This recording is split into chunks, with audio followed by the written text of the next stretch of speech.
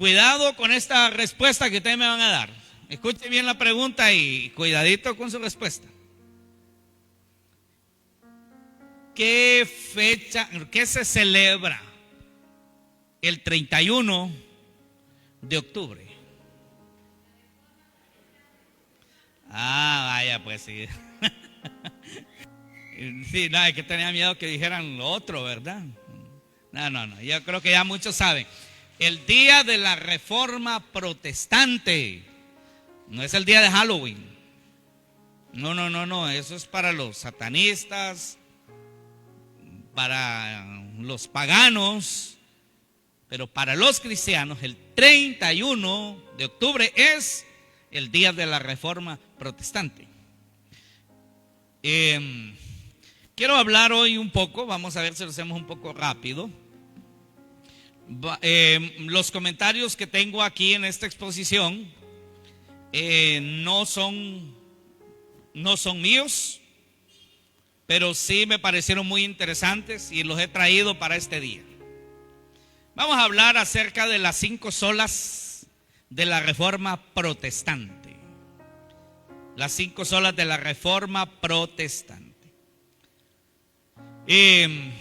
5 solas es el resumen de creencias teológicas. Quiero que ponga cuidado a esto, que usted debe saberlo. El resumen de 5 creencias teológicas básicas de los reformadores o protestantes que entraban en contraposición con la doctrina católica del año 1500, 1600 y todo ahí hacia atrás, hasta que llegó lo que se conoce como la Reforma Protestante. Aunque la Reforma Protestante no solamente trajo el beneficio de estos 5 fundamentos teológicos y luego muchos más, sino que también, no sé si usted lo sabía, pero ¿sabía usted que la democracia, parte de la democracia hoy instituida en los países occidentales, como también la educación gratuita, pública, es parte de los frutos de la Reforma Protestante? Antes de la Reforma Protestante, la educación era privada y pagada, era solamente para las personas muy adineradas. Era un privilegio para las personas que tenían dinero. Pero a partir de la Reforma Protestante, eso fue cambiando y ellos fueron, según la influencia que fueron teniendo, fueron institucionalizando lo que es la educación pública para todo el mundo. Así que son grandes logros. Muy bien. ¿Por qué protestante? Usted no se siente ofendido cuando le digan protestante. Más bien debemos sentirnos ofendidos de que ya no seamos protestantes, de que no nos digan protestantes. Porque aunque ese dicho en aquel momento fue un dicho despectivo, los protestantes, pues la razón de ser debe enorgullecernos. Protestante. No se siente ofendido por eso. ¿Por qué protestante? Bueno, la Reforma se le llamó de esa manera porque el término protestante se deriva del latín protestari, que significa declaración pública o protesta. Esto hace referencia a la protesta que realizaron los príncipes electores y las ciudades imperiales alemanas en 1529 contra la decisión de la dieta de Espira. ¿Y qué dirá usted? ¿Y qué es eso de la dieta de Espira? Bueno, este grupo de gobernantes que tenían ya su corazón afianzado en la Reforma, protestaron contra esto que le llamaron la dieta de Espira. ¿Pero qué es una dieta? Aquí no se refiere a la dieta de no pasarse de línea, sino que la dieta de Espira de 1529 fue una asamblea política y a la vez legislativa, hecha por el Sacro Imperio Romano Germánico. celebrada en 1529 en la ciudad imperial libre de Espira. Así se llamaba, o no sé si aún se llama así, esa ciudad en Alemania, Espira. Bueno, en esa reunión, a lo que le llamaban esa dieta, o sea, esa asamblea política y legislativa, se condenaron los resultados que se habían dado en otra asamblea legislativa de 1526, o sea, 3 años atrás. Y en esa se permitía a las futuras reformas que cada, vamos a decir así, cada ciudad o cada estado pues decidiera tener la religión que quisiera, que hubiera libertad religiosa. Pero luego en 1527, claro, las influencias políticas y las influencias religiosas vinieron y prohibieron eso, esas libertades. Entonces allí vino la protesta, vino ahí la protesta formal. Entonces a partir de eso se le llamó protestantes. Y como esto es parte de la historia, las fuerzas católicas consiguieron revertir la concesión que se había hecho a los príncipes en 1526, de escoger la religión que había de ser obligatoria para sus súbditos.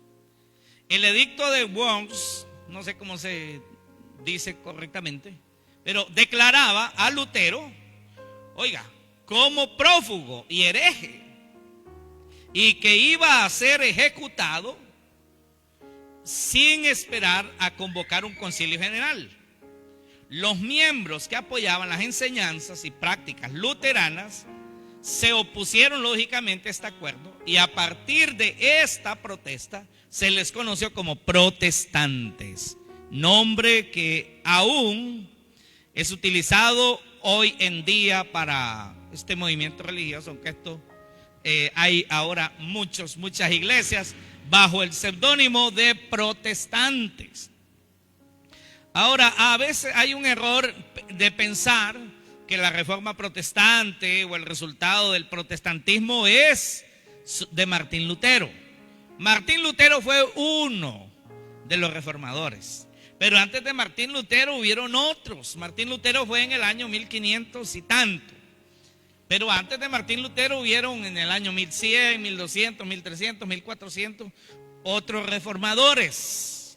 Le llaman pre-reformadores, unos 4 o 5. Y en el tiempo de Martín Lutero hubieron otros más, como unos 4 o 5. Así que no solamente fue Martín Lutero. Martín Lutero fue el más reconocido, puesto que él tenía mucha influencia en el catolicismo romano. Él era un sacerdote y era muy estudioso de la Biblia. Y cuando él comparaba la Biblia con las prácticas del catolicismo romano, pues miraba que no concordaban. Entonces, cuando él, no es que él quiso salirse, él quiso hacer una reforma dentro del catolicismo romano, pero no se lo permitieron, así que le dieron la patadita y dijeron, fuera de aquí. Lo que mereces es ser quemado. Así que incluso pues lo sentenciaron a muerte, pero gracias a que toda Alemania, la mayoría del pueblo alemán, porque Martín Lutero era alemán, la mayoría del pueblo alemán creyó las enseñanzas que Lutero daba a través de la Biblia, no permitieron la ejecución del clérigo o el sacerdote Martín Lutero. Pero él fue el más famoso. Él fue el más famoso, pero no solo fue él. Ahora, viniendo a las 5 solas. Las 5 solas es por un dicho, dice, solo la fe, solo la escritura, solo a Dios la gloria, solo la fe y solo a Dios la gloria. Por eso son las 5 solas. Las 5 solas expresaban 5 creencias fundamentales que los reformadores entendían como pilares esenciales para la vida y prácticas cristianas.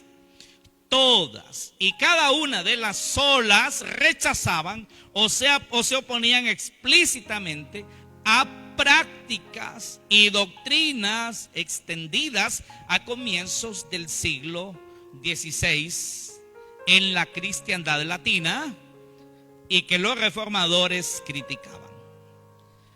La existencia de tradiciones que las creían divinas, que no están contenidas en las escrituras, eso criticaban ellos. La existencia de tradiciones que las consideraban divinas, pero no estaban en las escrituras, eran criticadas. La Sagrada Escritura, decían otras personas, no es la única fuente teológica de la revelación hecha por Dios a la iglesia. Eso decían antes de la Reforma. Que no solo la Biblia, no era la única fuente de creencia teológica. Entonces eso era perjudicial para la causa de Dios, porque entonces cualquiera podía inventarse algo. Por eso, hermanos, es que nosotros nos sujetamos a la Biblia, porque si ya nos vamos a inventar cosas fuera de la Biblia, imagínese usted, todo el mundo inventando algo, se corrompe el evangelio. Y eso no fue lo que sucedió en más de 1000 años, que se corrompió el evangelio. Así que lado a lado con la escritura, esa tradición, lado a lado con la revelación de lo que Dios nos había dado, pues no concordaba. Muy bien, quiero empezar con la primera sola o solo la escritura. Es que les dicen solas porque en el latín es sola scriptura, en el latín, pero en nuestro idioma es solo la escritura. Amén. Solo la escritura, o sea, la Biblia es el único estándar de fe y práctica. Fue lo que los reformadores pusieron como uno de los 5 fundamentos de la fe cristiana. Que solo la Biblia, nada más que la Biblia. No tradiciones, no sueños, no visiones, no revelaciones de alguien, no alguien que dice me profetizó. No, solo la Biblia. Y eso de que hoy la gente se basa en que Dios me reveló, en que Dios me profetizó, en que yo soñé, y ya eso lo van poniendo como parte de una revelación divina para vivir y tener eso como reglas de fe. Eso es posterior y eso es contra la Reforma. De hecho, hermanos, estamos llamados a vivir en reforma siempre. Nosotros debemos ser reformadores protestantes siempre. Siempre que hay algo que va en contra de la Biblia, nosotros debemos protestar y debemos reformar eso. O sea, la reforma no se acaba. No solo fue en el año 1521, sino que continúa. Así que la Biblia, solo la escritura, solo la escritura. La Biblia es el único estándar de fe y práctica. La doctrina de que la Biblia es por sí sola la autoridad suprema fue el principio formal de la Reforma.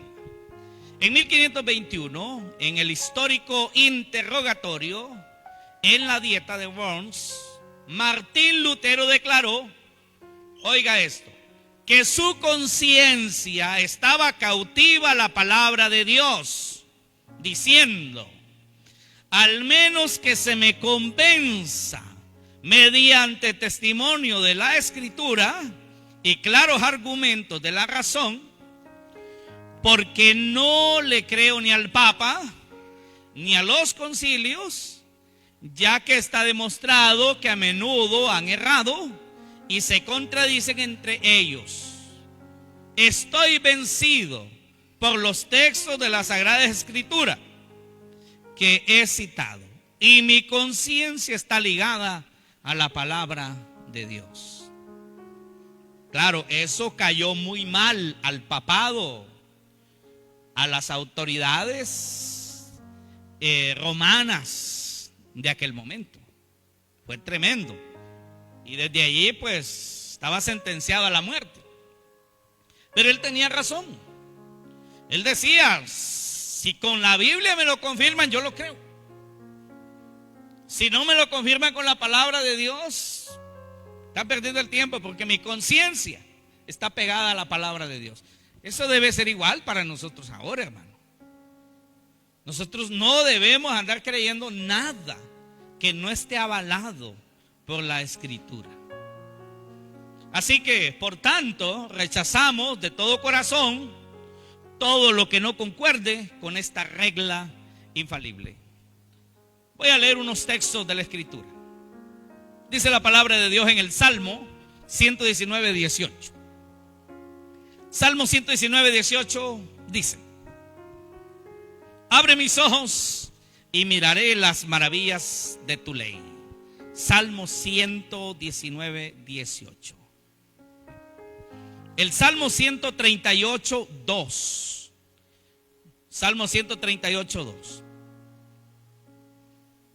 Me postraré hacia tu santo templo y alabaré tu nombre por tu misericordia y tu fidelidad, porque has engrandecido tu nombre y tu palabra sobre todas las cosas. Oiga, tu palabra sobre todas las cosas.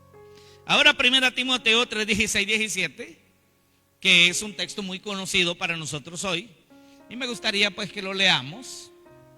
1 Timoteo 3, 16, 17. Vamos a ver si podemos leerlo. ¿Lo tenemos ahí? Perdón, es segunda. Perdón, hijo. Segunda Timoteo. Le di mala información. Segunda Timoteo. Muy bien. Yo quisiera que todos lo podamos leer. ¿Podemos decirlo? Muy bien. Digámoslo así. Pero persiste. Quiero ver. Si desde el versículo anterior, hijo. Creo que el 15.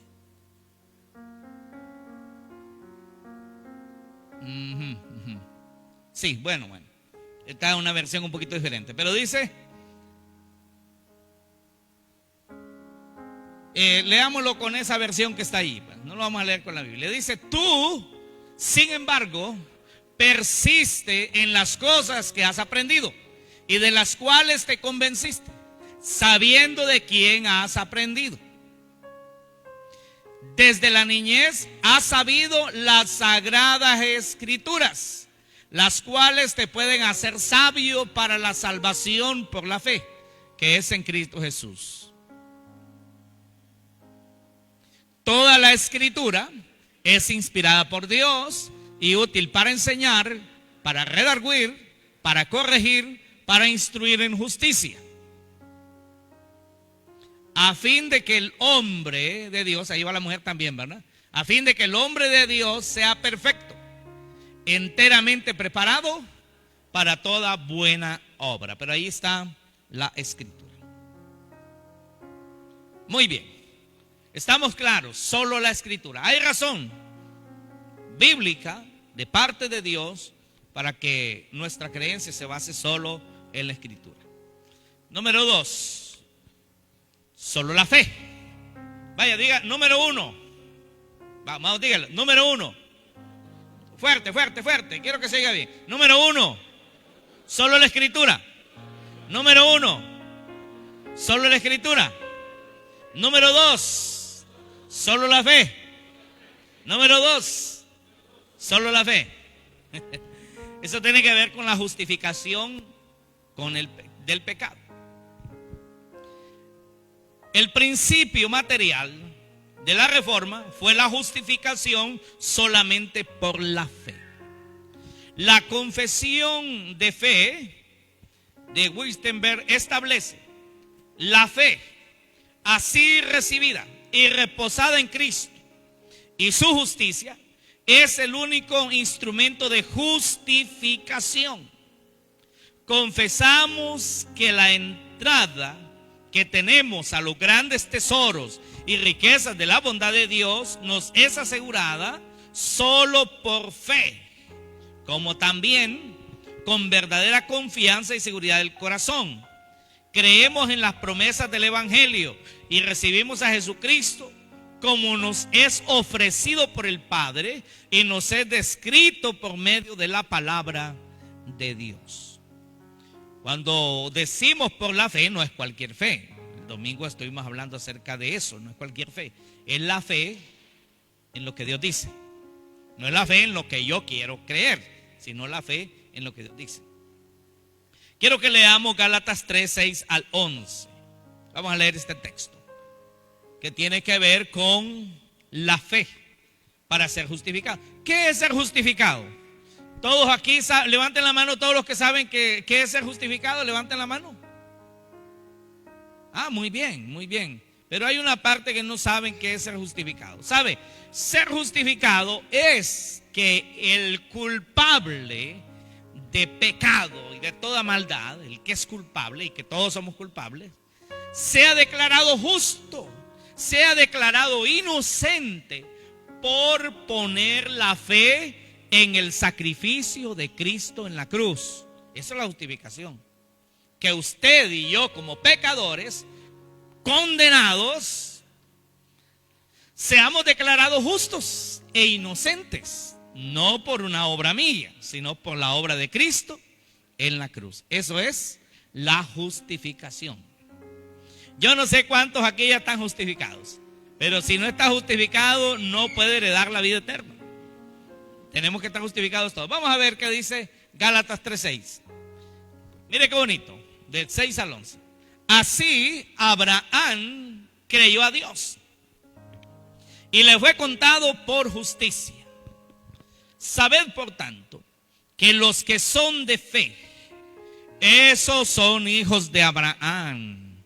Y la Escritura, previendo que Dios había de justificar por la fe a los no judíos, a los gentiles, los no judíos como nosotros, dio de antemano la buena nueva, la buena noticia a Abraham, diciendo: en ti serán benditas todas las naciones.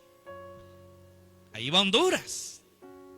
De modo que los que son de la fe, oiga, los que son de la fe, pero la fe que tiene que ver con la palabra de Dios, por supuesto. De modo que los que son de la fe son bendecidos con el creyente Abraham. ¿Qué necesita usted para ser bendecido? Creer en lo que creyó Abraham, creer en lo que enseñó Jesús, creer en lo que enseñaron los apóstoles, creer en lo que enseñaron los profetas. Si usted quiere ser bendecido. Pero hoy la gente está esperando que venga alguien de allá, de afuera, a decirle que es bendecido. Mire qué falta de fe en la palabra de Dios, que hasta que viene alguien de fuera a decirle: sos un bendecido. Hasta entonces empieza a creer. Todos los días debemos creer que somos gente bendecida. Y no necesitamos que nadie más lo diga. Ya la palabra de Dios lo dijo. Amén.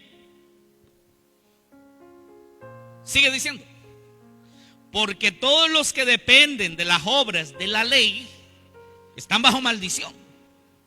Pues escrito está: maldito todo el que no permaneciere en todas las cosas escritas en este libro de la ley para hacerlas. Y que por la ley ninguno se justificará para con Dios. Es evidente. ¿Por qué? El justo. Es evidente porque el justo por la fe vivirá. ¿Qué tiene que ver las obras de la ley? Bueno, la ley es lo que está escrito en Éxodo, Levítico, Números, Deuteronomio. Esa ley. Pero la ley decía que si se cumplía todo eso, entonces se vivía. Pero si se fallaba, estaba bajo maldición. ¿Y qué pasó? Que nadie lo pudo guardar y todos quedaron bajo maldición. Por eso dice el hermano Santiago en la carta que el que guarda toda la ley, si es que alguien dijera que guarda toda la ley, pero solamente falla en uno, dice que se hace culpable de toda. Entonces era la imposibilidad del hombre para ser salvo por las obras. Entonces allí es necesario que Cristo muera en la cruz para que nuestros pecados sean perdonados por su sangre, ya que por las obras nadie podría ser salvo. Amén. Muy bien. Así que solo es por la fe en Jesucristo y no por obras, para que nadie se gloríe. Esta indicación define cuál es el medio único por el cual se puede alcanzar la salvación. Esto es, cuando Dios por su gracia da fe al pecador para creer en Cristo y ser salvo. Esa fe es el medio. Dios no salva a alguien automáticamente si no cree. Nadie nace salvo. Nadie hereda la salvación, ni nadie puede salvarse a sí mismo o salvar a otros. Solo la fe en Jesucristo salva, solo la fe en la gracia de Dios. Y esa fe es en Cristo. El objeto de la fe es Cristo. No es en nadie más, es en Jesucristo. Porque ¿quién fue el que murió en la cruz por nuestros pecados? ¿Fue Pablo? ¿Fue María? ¿Fue José? ¿Fue Moisés? ¿Quién murió en la cruz por nosotros? Jesucristo, Dios hecho hombre. Y esa fe nos es dada por gracia. Este fue el aspecto crucial de la reforma protestante.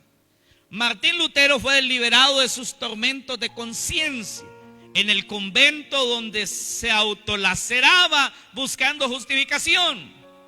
Pero fue convencido por la palabra cuando leyó en Romanos 1:17, el justo por la fe vivirá. ¿Sabe que Martín Lutero tenía una carga de pecado y él quería ser santo? Y entonces él se metía a orar y agarraba un látigo y se castigaba y se daba en la espalda y por pecador. Y él buscaba con esa autolaceración el ser justificado, pero no funcionaba, porque el sacrificio del hombre no sirve para nada. Ni aunque usted fuera crucificado en una cruz, no perdonaría pero ni un pecado. Si usted dijera, crucifíquenme para perdonar mis pecados, quiero purgar mis pecados, crucifíquenme a mí por mis propios pecados, usted no pagaría pero ni uno. No se le borraría ni la mitad del más chiquito pecado, porque mi sangre no sirve, la sangre suya tampoco, porque sangre contaminada con el pecado, cuerpo contaminado con el pecado, no funciona. Lo único que funcionaba era que un perfecto y un justo muriera por los pecadores. Por eso es solo por la fe, no por nuestras obras. Morir crucificado en una cruz sería una obra. Solo por gracia. Ya vimos dos, ¿verdad? Solo por la escritura, solo por la fe, solo por gracia. La salvación es solo por la gracia de Dios. La fe es el medio que Dios nos ha puesto a nosotros para conectarnos a Dios. Pero la gracia viene de Dios mismo. Póngame cuidado a esto. Un clamor central de la reforma fue la salvación por gracia. Aunque la iglesia romana enseña que la misa es un sacrificio. Y sabemos que no, porque Jesús dijo que era un memorial de su sacrificio, pero no es un sacrificio en sí. Y que por medio de la misa Dios otorga la gracia y el don de la penitencia. Decía, remite nuestras faltas e incluso nuestros enormes pecados. Los reformadores se regresaron a la doctrina bíblica de la salvación por gracia mediante la fe. Nuestra postura justificada ante Dios es imputada por la gracia a causa de la obra de Jesucristo nuestro Señor. En contraste con la doctrina de mérito personal impartida por Roma, solo por la gracia, y las demás doctrinas de la gracia, que tienen que ver con la depravación total del hombre, la elección incondicional de Dios, la redención particular y la perseverancia de los santos, fueron predicadas por todos los reformadores protestantes en todos los movimientos. Cuando habla de la depravación total, sí, desde que nacemos somos pecadores. Y ya desde chiquitos, hermano, somos tan pecadores que ya desde chiquitos mordemos, aruñamos, jalamos el pelo. Y cuando menos se acuerdan, la mamá se lleva una cachetada. ¡Pla! Yo no sé si a todas las madres les pasa, pero cuando menos se acuerdan, reciben una cachetada de esa hermosa criatura. Y a veces duele. Le muerden la chicha a la mamá. Ya cuando están más grandecitos, le roban un juguete al niño vecinito. Cualquier cosa. O pelean por los juguetes. ¿Qué es eso? El pecado. La depravación total del hombre. Esa es una de las doctrinas dentro de la gracia, la depravación total del hombre. La redención que solo la puede hacer Dios, hermano.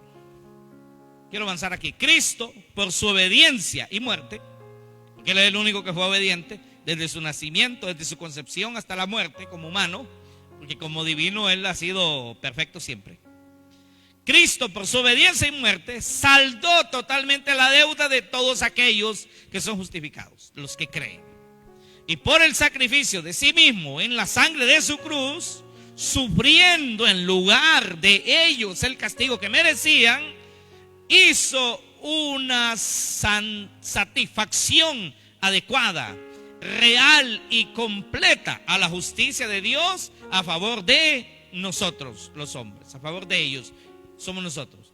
Sin embargo, por cuanto Cristo fue dado por el Padre para ellos, y su obediencia y santificación fueron aceptados en lugar de ellos, o sea, en lugar de nosotros.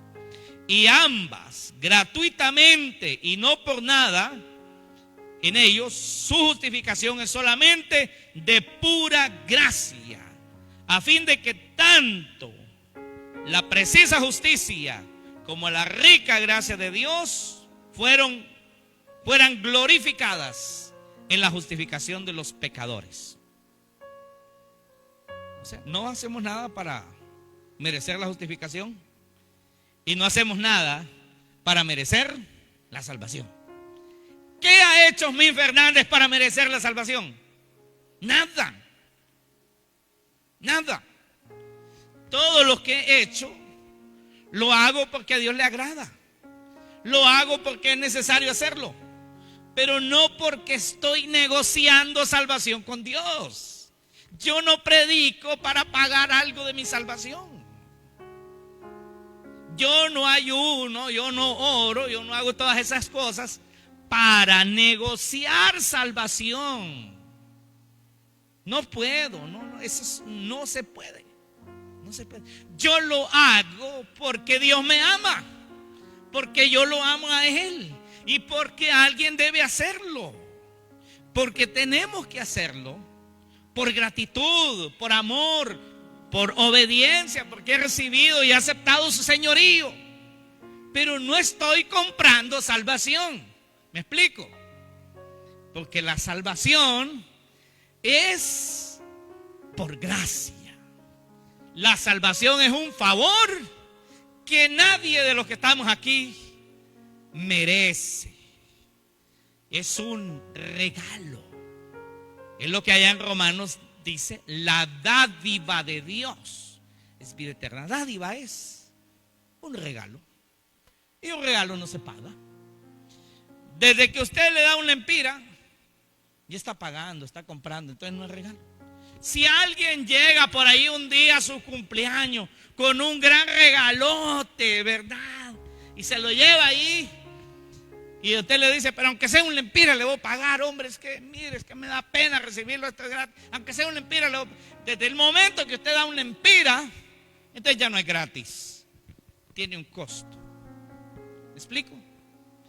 Por eso la salvación es por gracia. No pagamos, pero nada por ella. Cristo lo pagó en la cruz. ¿Qué dice la palabra del Señor en Efesios 1, 3 al 8? Muy bien.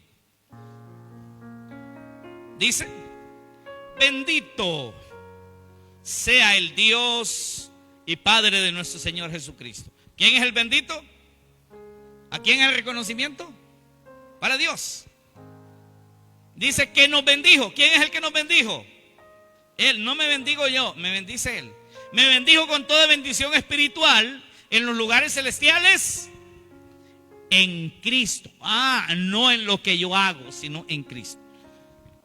Dice, según nos escogió en Él, o sea, en Cristo, antes de la fundación del mundo, antes de hacer Adán y Eva, antes de Génesis 1:1, donde el Espíritu de Dios se movía sobre la faz de las aguas. Antes de eso, Él nos escogió en Cristo. Mire, ¿para qué nos escogió? Para que fuésemos santos, para que fuésemos sin manchas delante de Él. Y mire, en amor, porque no lo merecíamos, habiéndonos predestinado para ser adoptados hijos suyos por medio de Jesucristo. Cuando usted es hijo, adoptado como hijo de Dios, usted no puede ir al infierno. Usted no puede ir al purgatorio. Bueno, que de hecho el purgatorio no es nada bíblico, ¿verdad? Es parte de las invenciones de las tradiciones. Pero en la fe católica, y esto no estoy pecando con decir esto porque eso es verdad. Usted le pregunta a cualquier católico y eso es cierto. En la fe católica, pues se cree en el purgatorio. O sea que las personas van al purgatorio. El purgatorio, pues como la palabra depende de la palabra purgar, ¿verdad? Purgar. O sea, es como un castigo que se recibe allí como para purificarlo. Y allí está, yo no sé cuánto tiempo. No dicen allí si va a estar ahí 10 años, 50 años, 100 años, 200 años en el purgatorio, supuestamente preparándolo y purificándolo para llevarlo a la gloria.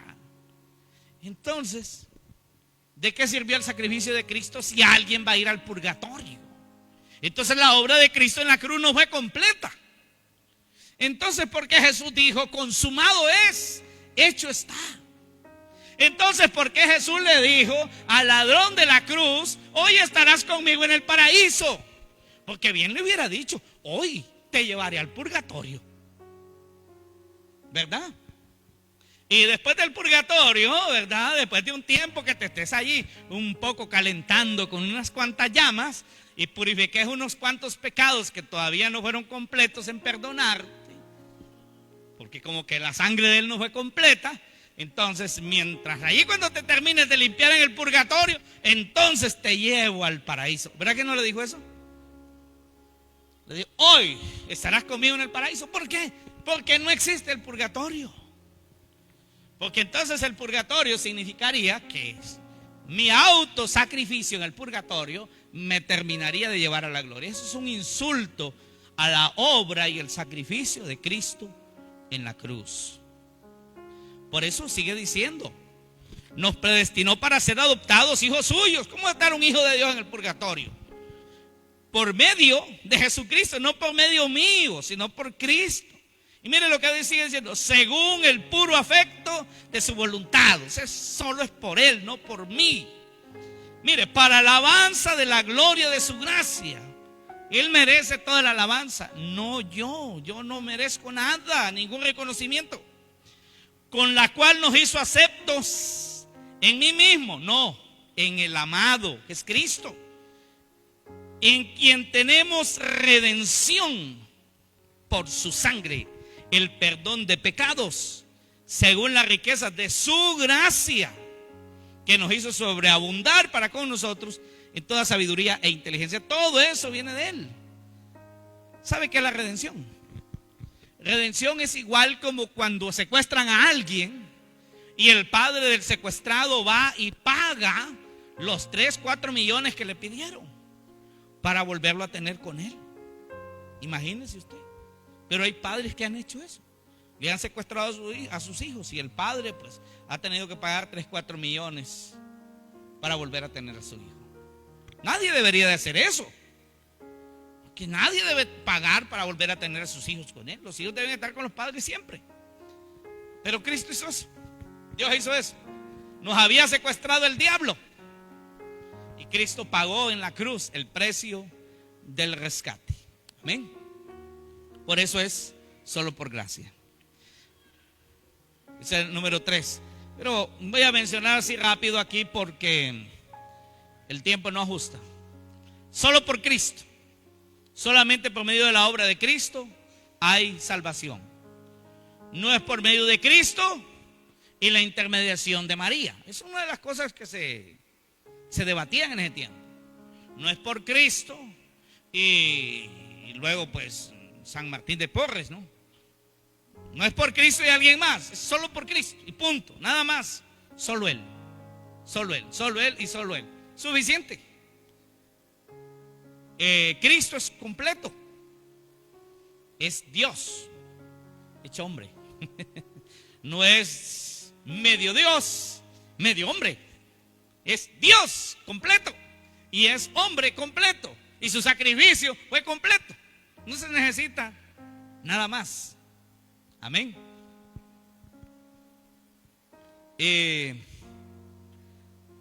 Voy a leer aquí estos textos de la Escritura. 1 Timoteo 2, 5 al 6. 1 Timoteo 2, 5 al 6. Dice, mire, porque hay un solo Dios y un solo mediador entre Dios y los hombres. Y para que no nos perdamos, dice Jesucristo, hombre, el cual se dio a sí mismo en rescate por todos, de lo cual se dio testimonio a su debido tiempo, o sea, cuando murió en la cruz, el cual nos ha librado. Bueno, este no lo tenemos aquí, ¿sí? Este sería, ¿seguimos? Sí. Ajá. El cual nos ha librado de la potestad de las tinieblas y trasladado. ¿Estamos ahí? No. Seguimos, hijo, en el versículo anterior. Ajá. El cual se dio a sí mismo en rescate por todos, de lo cual se dio testimonio a su debido tiempo. Muy bien. Ahora tenemos Colosenses 1, 13 al 18.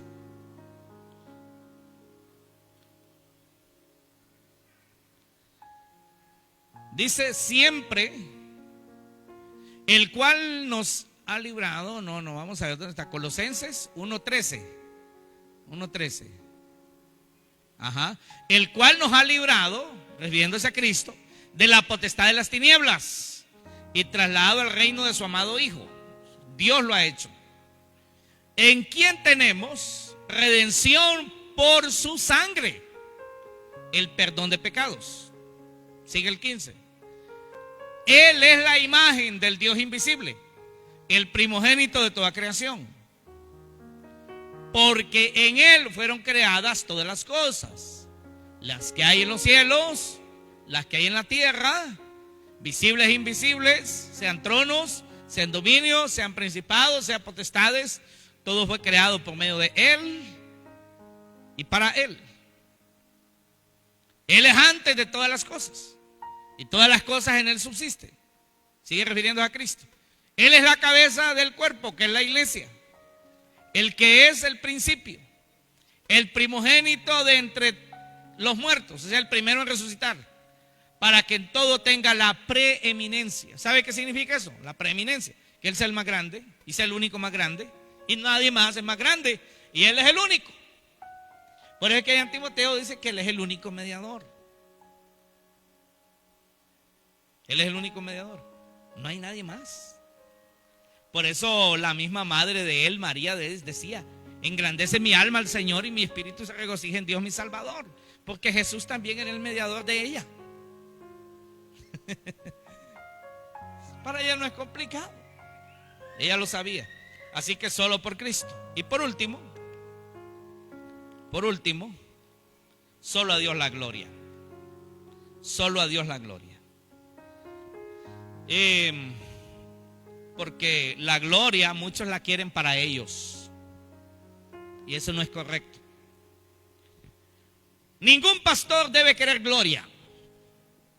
Ningún cura, sacerdote o papa debe querer gloria para sí mismo. Ningún líder debe querer gloria. Nadie debe querer gloria. Yo solo debo querer la gloria para Dios. Amén. La gloria es para Él. Voy a leer el texto, no voy a leer el comentario porque nos va a llevar tiempo y ya quiero terminar. Vamos a ir a la palabra del Señor en 1 Corintios 10:31. Y mire cómo todo debe ser para la gloria de Dios. Cuando usted viene a este lugar, usted no viene aquí para complacerme a mí. Si viene aquí porque el pastor le dijo que viniera, está equivocado. Tanto que molesta el pastor que estar yendo los domingos y el martes y a la célula los jueves. Se equivocó. Se equivocó, porque eso no es para complacerme a mí. Dice 1 Corintios 10:31, dice: si pues coméis o bebéis o hacéis otra cosa, hacedlo todo para la gloria de Dios. Hasta comer y beber debe ser para la gloria de Dios, ¿viste? Todo lo que usted haga es para la gloria de Dios. Lee un texto para la gloria de Dios. Canta para la gloria de Dios. Hace una dinámica para la gloria de Dios. Todo.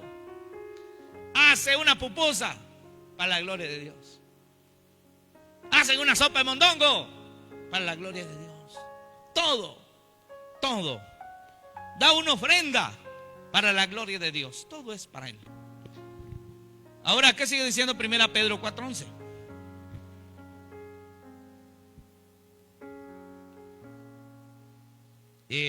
Primera Pedro 4:11 dice: si alguno habla, hable conforme a las palabras de Dios. Si alguno ministra, ministre conforme al poder que Dios da, para que en todo, mire, sea Dios glorificado por Jesucristo, a quien pertenece la gloria y el imperio por los siglos de los siglos. ¿A quién pertenece la gloria? A Dios, a Dios. ¿Qué dice Apocalipsis 1:6? Apocalipsis 1:6.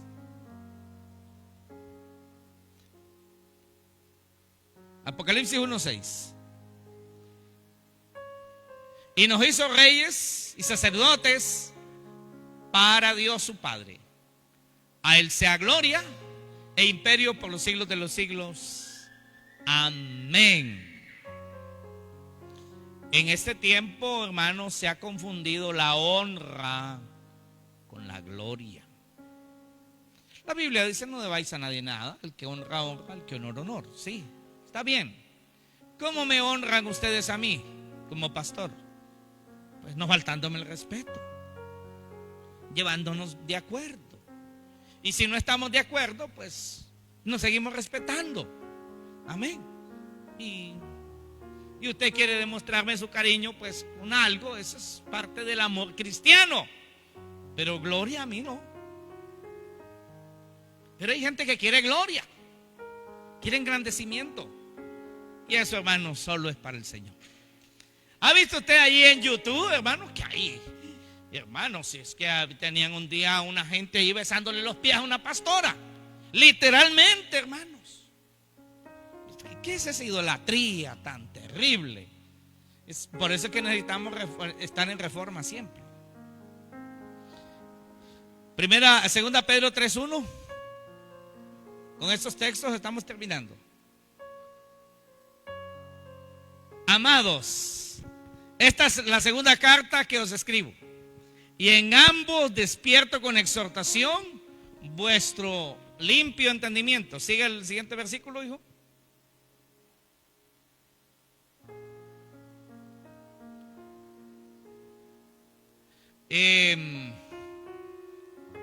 Para que tengáis memoria de las palabras que antes han sido dichas por los santos profetas y del mandamiento del Señor, y Salvador dada por vuestros apóstoles. Bueno, por eso creemos solo lo que está escrito en la Biblia.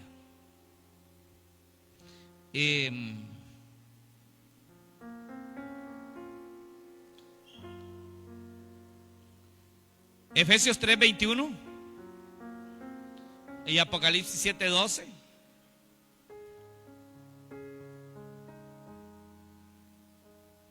A Él sea gloria en la iglesia, en Cristo Jesús, por todas las edades, por los siglos de los siglos. Amén.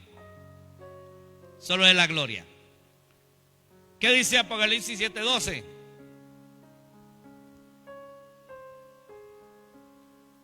Diciendo: amén, la bendición y la gloria y la sabiduría y la acción de gracias y la honra y el poder y la fortaleza sean a nuestro Dios por los siglos de los siglos. Amén. A nadie más, a nadie más. Y terminamos con Romanos 11:36. Romanos 11:36 dice: porque de Él y por Él y para Él son todas las cosas. A Él sea la gloria por los siglos. Amén. Porque por Él es este piano, y para Él es este piano, y todas las cosas son de Él. Amén. Usted, esa silla, este templo, todo, su voz, su capacidad para tocar un instrumento, es de Él, es por Él y es para Él. Amén. Todo lo que usted puede hacer es por Él y es para Él. Amén. Amén. Den un aplauso fuerte al Rey.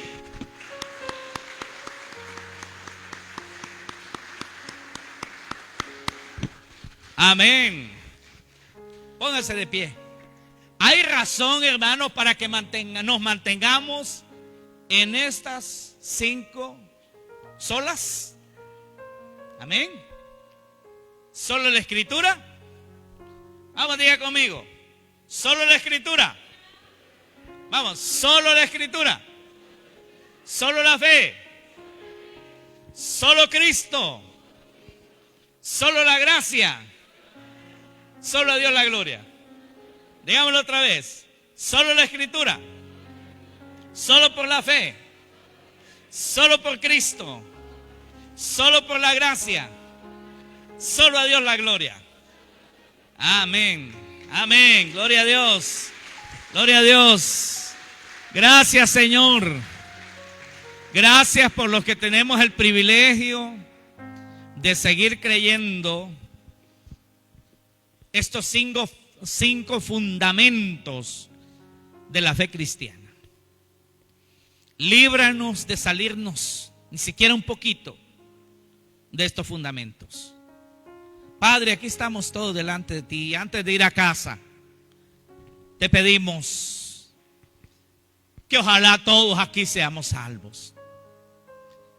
Señor, si alguien aquí aún no ha recibido la salvación, no ha recibido el perdón de sus pecados, si alguien aquí todavía no ha encontrado la gracia salvadora, te pedimos que hoy la encuentre. Que no regrese a casa, no regrese a las actividades de esta semana siendo todavía un pecador sin ser perdonado. En el nombre de Jesús, hable con Dios mientras todos están orando.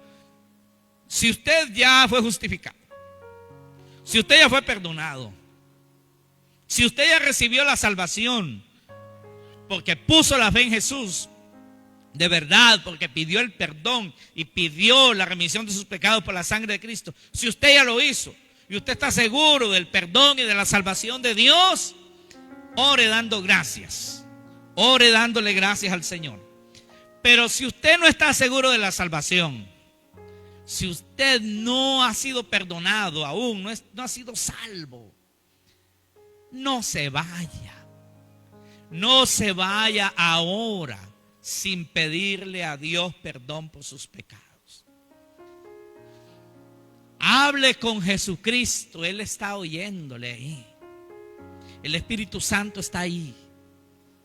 El Señor está ahí cerca. Dice: yo estoy a la puerta y llamo.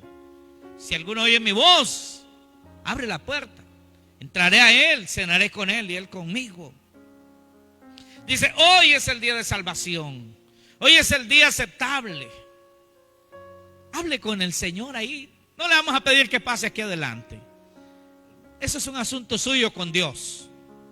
Después nos puede decir: pastor, o a alguien más de su casa, de su familia, o a un líder o un hermano de confianza, dígale: yo entregué mi vida a Jesús hoy. Usted puede decir.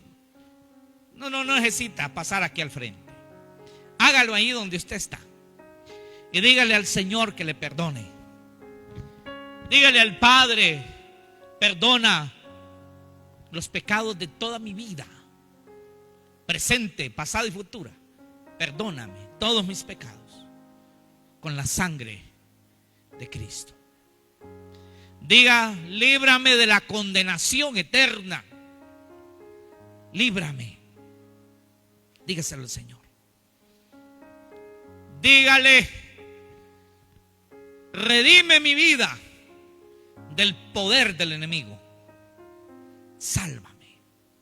Dígale: llévame a la gloria el día de mi muerte, cuando sea el tiempo, sea joven, medio viejo o viejo, pero el día de mi muerte llévame a la gloria.